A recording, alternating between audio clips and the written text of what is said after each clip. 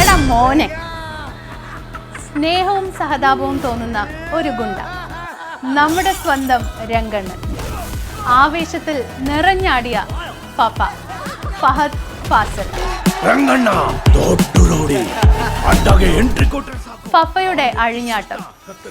രോമാഞ്ചത്തിന് ശേഷം ഇതുപോലൊരു കഥ നമ്മളെ പറഞ്ഞ് വിശ്വസിപ്പിച്ച് വിസ്മയിപ്പിച്ച ജിത്തു മാധവിന്റെ രണ്ടാമത്തെ പടം.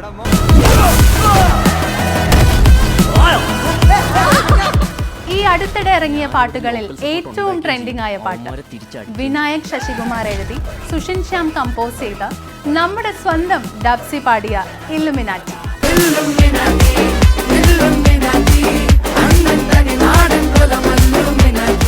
രംഗണ്ണനോടൊപ്പം തകർത്താടിയ അമ്പൻ ചേട്ടനും ബിബിനും ശാന്തനും അജുവും എല്ലാം നമ്മുടെ ഹൃദയം കീഴടക്കി.